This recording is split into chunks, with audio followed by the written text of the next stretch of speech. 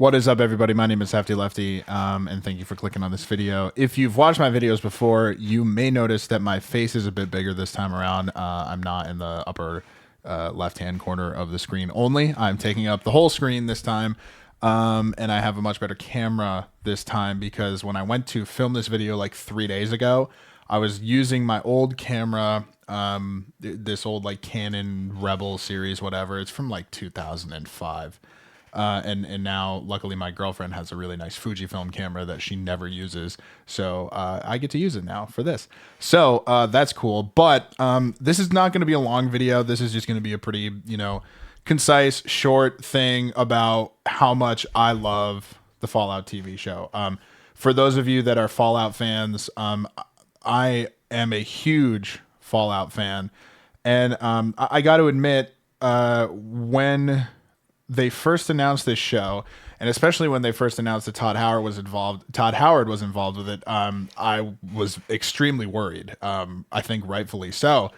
Todd Howard and Bethesda and Fallout in general, they've brought us some great things like Fallout 3, Fallout New Vegas, Fallout 4, and obviously 76 was kind of a dumpster fire. And I got to be honest, I've been playing it recently. I've put maybe like, I don't know, 4 to 5 hours into it in the past like few days. And I've come to understand that it's definitely better than it was at launch, but it seems to me still soulless compared to the other Fallout games, but that's a whole nother discussion. But what I want to do today, truly is just a casual review of the Fallout TV show, because I'm not IGN, I'm not GameSpot, I'm not going to, break it down and go through all this nonsense. But if you're a fan of Fallout, or if you're looking to get into Fallout, I've had, I'm a very outspoken Fallout fan. I always have been since I was like 12. I remember playing Fallout 3 in 2009 or 10 for the first time, maybe even 2008 right after it came out. But I've had a bunch of my friends reach out to me and be like, yo, like, have you seen the Fallout show? I know you're a big Fallout fan. And I love telling them that it's great, that I love it, that I give it a thumbs up, like 9.5 out of 10. Truly, if I'm just being nitpicky, but like, yeah, it's so good. It's so unnecessarily good, unexpectedly good. Like I said, I was worried when they first announced it because, like, I don't know, I'm a huge Halo fan. Wasn't a big fan of Halo Infinite. Wasn't a big fan of Halo 5 Guardians. I did like Halo 4. I know a lot of people didn't, but I enjoyed it. But as a lot of us know, Paramount Plus absolutely annihilated Halo and just disrespected the entire fan base and shit all over that TV show. From what I watched, I can't give it a full honest review because, like, to be completely transparent, I stopped watching as soon as the Master Chief took his helmet off. I was done. I couldn't do it. It didn't feel right to me. And that's not, I'm not saying it's like a woke show or like whatever, any of this nonsense. I don't care. I just didn't like it. I didn't think it was good from what I saw. The CGI wasn't great. The everything about it, I just didn't like. And then when he took his helmet off, that was the straw that broke the camel's back. So I should have said spoiler alert, but spoiler alert, if you haven't watched it, don't watch it anyway. But that's just me. So anyway, back to Fallout.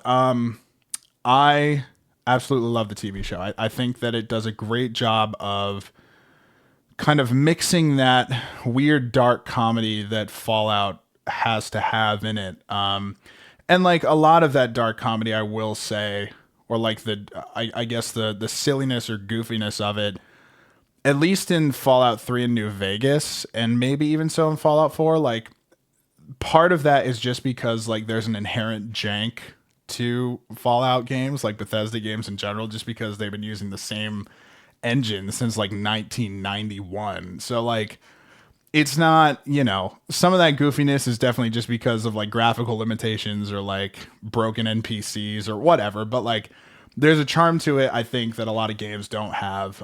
Even compared to Skyrim, I think Fallout is just like there's a certain charm that it has, and it needs to be showcased in a TV adaptation. So they did a really good job of that. I didn't know until, let's see, maybe like a couple months before the show that Jonathan Nolan, Christopher Nolan's brother, was going to be like I don't know if he's the showrunner or what, but like he wrote and directed the first 3 episodes, and I think he executive produced the entire series.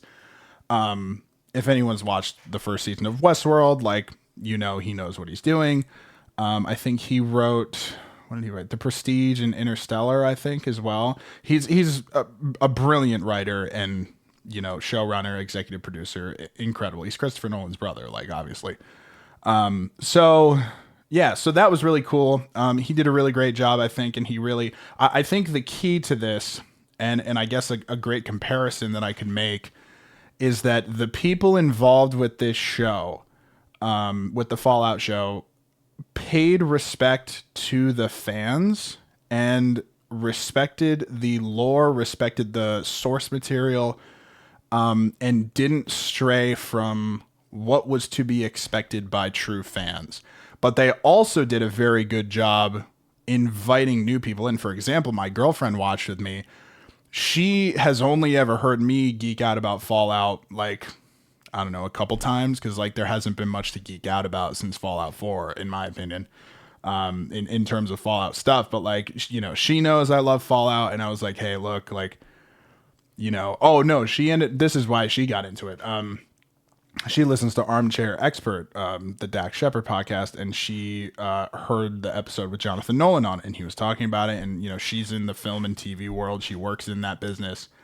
And she was like, it sounds really cool. Like, I'll watch it with you. And I was like, okay, I don't think you're going to like it. But like, I was like, I don't even know if I'm going to like it. Like, I'm concerned about the quality of the show and how good it's going to be. So we went into it and we just watched it, and it was just absolutely incredible. Every second of it, every episode, like a couple weird CGI things, but like, and the de-aging with Kyle MacLachlan at the end, that was, you know, it is what it is, man. Like, you know, I don't care about the little things.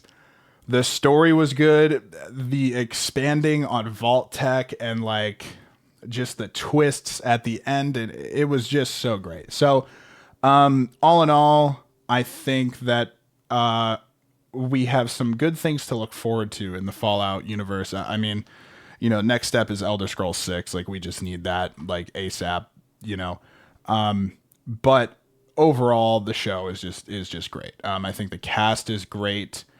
I think they just really focused on making it a show about Fallout, and they expanded it into the future. And like, you know, they kind of treated it as a live action video game, like, which I've always said I feel like is the best way to do it. And going back to like respecting the source material and the lore, the Halo show didn't do that at all. Like, it might as well be a totally different universe, because it's not Halo. It's just not. Another great example of respecting the source material and doing what you can with it. Like, obviously, you know, The Last of Us made some changes and took some liberties that I think were like cool. Like the Frank episode or whatever, that was really great, I thought. You know, that's a very different thing though, because that's, you know, arguably one game. Like, I know it's 2 games, but we don't really talk about Last of Us Part 2, right? So, you know, with something as deep as Fallout, as deep as Halo, even as deep of as Lord of the Rings, like, you know, the Rings of Power show. I know it's not a video game, but it's, you know, super intense, respected lore. I mean, Tolkien's estate guards it like it's, you know, the Holy Grail. So, you know, there's a little bit more in terms of limitation there, because like the estate won't give, you know, Amazon Prime all the rights to everything. I have a friend who's a huge Tolkien fan, and we talk about this all the time, but it's like, you know, there's a difference between making changes because you have to, because you can't use some of the material, and then just totally ignoring the fact that there's a huge fan base that's expecting this show or this movie or this series or whatever to be a certain thing, and then like making the choice to be like, nope, we're not going to do that. It's just disrespectful. It's, you might as well just make a different show. Like, don't call it Halo, call it I don't know, Master Chief ish, you know, like it's not Halo. So in respect to the Fallout show, amazing, great job. They kept it, true to the source material. They respected the fans. It was just so good. So with all of that being said, that's my casual review of Fallout. I didn't really go too deep into it because, again, it's a casual review, and I'm not IGN or GameSpot or whatever.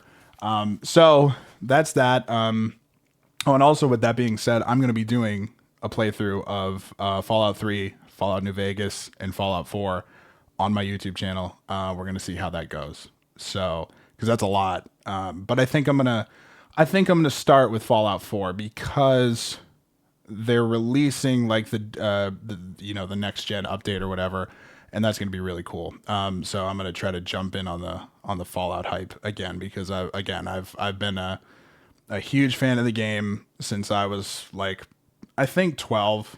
How old was I in 2008? So I was about 11 when that game came out, Fallout 3. And as far as, I don't think I'm disregarding Fallout 1 and 2. I know the lore, and I haven't played the games just because it's tough, man. Like those games they're old. And you think Fallout 76 is buggy, go play, Fallout 1 or 2. It's very interesting. So and that top down thing's just not my thing. So I've tried, but Fallout 3 is kind of where it starts for me. And I think a lot of people my age, especially, that's where it starts. But yeah, so I actually remember the first day that I bought Fallout 3. I was in GameStop, and I'd played GTA and Call of Duty and all those games before buying Fallout 3. And I went to my mom and I was like, "Hey, can I get this game?" And she looks at the back of it, like the rated M or whatever, the blood and gore and like drug use and sex or whatever is in Fallout 3. And she goes, "I don't know, this doesn't look. I don't think this is a good game for you to be playing." And really, at the time, like I wanted it because I thought the post-apocalyptic thing was cool because I was really into that for some reason when I was a kid, like Book of Eli and stuff like that.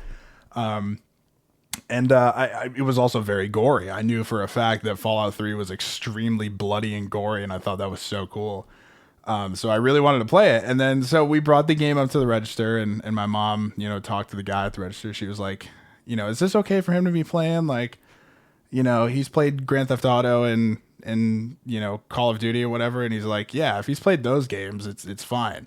She goes, "Yeah, but I've heard this game is like intensely gory and brutal." And like the guy looks at me like, and I just like shake my head. I'm like, "No, it's fine. Like let me buy it." He's like, "Oh no, he'll be fine." And I was like, "Yes." So I went home and played it. And lo and behold, it's one of my favorite games of all time. Maybe I think Fallout, I don't know. It's hard. I know a lot of people don't like Fallout 4 and I get shit on a lot for that, but like, I love Fallout 4. I think Fallout 4 is incredible. New Vegas. Everyone talks about New Vegas as being the best Fallout. Sure. Not by a long shot though.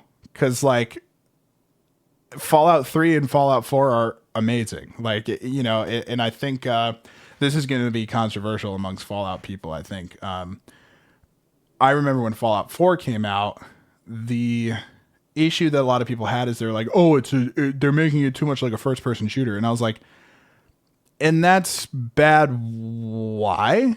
Because you can still use VATS. And if I remember correctly, in Fallout 4, VATS doesn't slow the world to like a pause. Like it just slows it down a bunch and things keep moving. I think. I haven't played it in a long time. I know 76 is online, so you can't really use VAT. You can use VATS, but that's ridiculous. That's besides the point. But yeah, in Fallout 4, it just slows things. But in Fallout New Vegas and Fallout 3, it completely stops stuff. I think. I don't know. It's been so long since I played the games.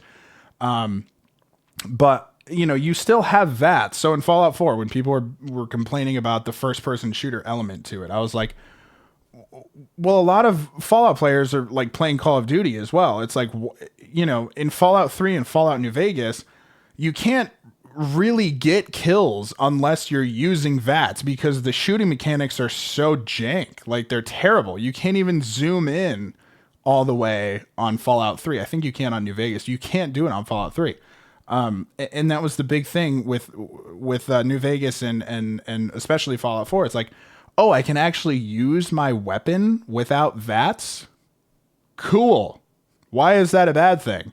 If it's an RPG, which they are, those games, a story-driven RPG in an open world, but also you can aim and use your weapon, cool. Why would you not want that? So anyway, I don't know. That's besides the point. In this whole point I'm trying to make is the Fallout's awesome. The TV show is incredible. I highly recommend that you watch it if you haven't. And yeah, that's my casual review of the Fallout TV show, plus some other nonsense that you probably didn't even need to hear. I just wanted to practice talking at the camera. So really, that's all this is me just trying to figure out how to talk to the camera and not be awkward as fuck, even though I definitely am. So anyway, thanks for watching. I guess I'll keep doing these when something cool happens that I enjoy. TV show, movie, whatever video game comes out. If I care enough about it, I'll do a casual review. So anyway, yeah, see you in the next video. All right, goodbye.